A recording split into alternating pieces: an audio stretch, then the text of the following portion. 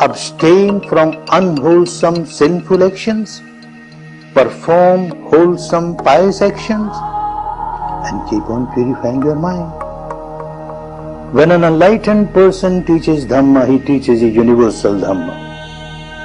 He will never teach sectarian. Universal Dhamma, eternal Dhamma. The law of nature is eternal. It was there so in the past, it is so present, it will be so in the future. And it is applicable to one and all. That is Dhamma. But out of madness, out of ignorance, people forget the essence of Dhamma and they make a sect out of it. Then this sect, or this sect, or this sect.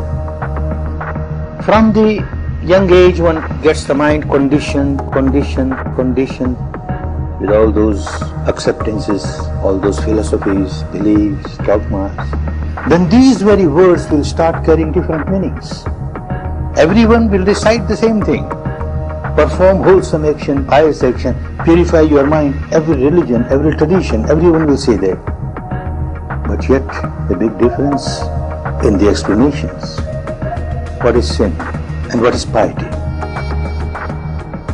When Dhamma turns into a sect, then that particular sect, the so-called pious people of this particular sect, they may be wearing this kind of robe or that kind of robe, may be having this rosary or that rosary, may be having this mark over the forehead or that mark over the forehead, this external appearance or that external appearance. Now people belonging to this particular sect will say those who have this kind of external appearance are pious people, others are not.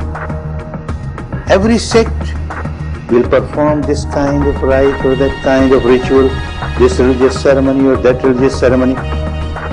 And those belonging to a particular sect will say, those who are performing these rites, these rituals, these ceremonies, oh, they are pious people.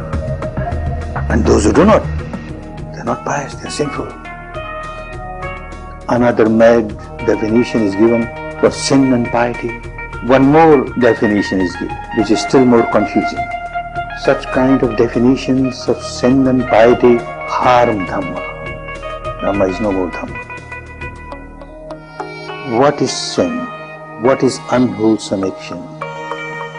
Any action that you perform, physical or vocal, and it harms and hurts other beings, it disturbs the peace and harmony of other beings, is a sinful action, is an unwholesome action. And what is a pious action? Every action, physical or vocal, which supports, helps other beings in living a peaceful, harmonious atmosphere, which does not disturb their peace, their harmony, which does not harm them, does not hurt them, is a pious action, wholesome action. This definition is universal.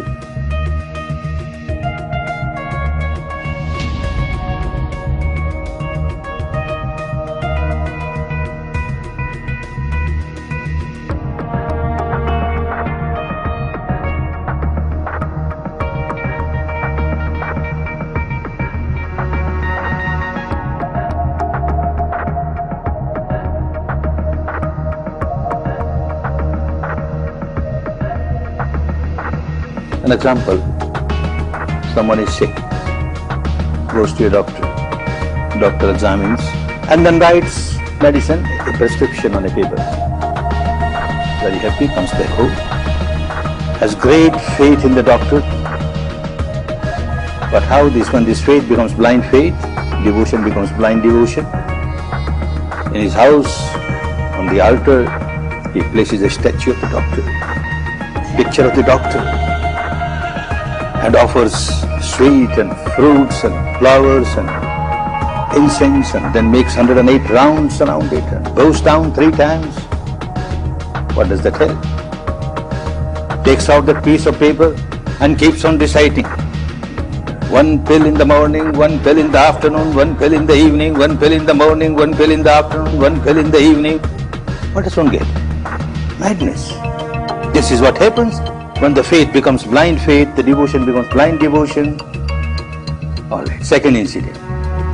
After all, a human being, a rational being, so he runs to the doctor. Why you gave me this piece of paper? And what is this? How will it help me?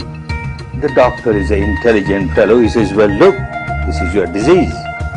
And this is the cause of the disease. If you take this medicine, this cause will get eradicated. When the cause gets eradicated, your sickness gets eradicated. Ah, wonderful. Now I understand. My doctor is so wonderful. His medicine is so wonderful. And what he does now?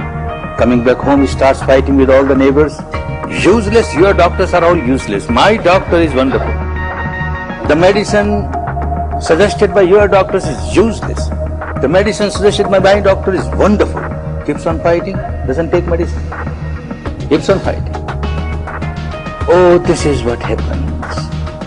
Every wise person, a saintly person, an enlightened person, when he finds people miserable, suffering, then he gives this prescription of Dhamma. Nobody tries to practice. They start different sects, beliefs, dogmas, rites, rituals, and get involved in that, and nobody practices. No benefit.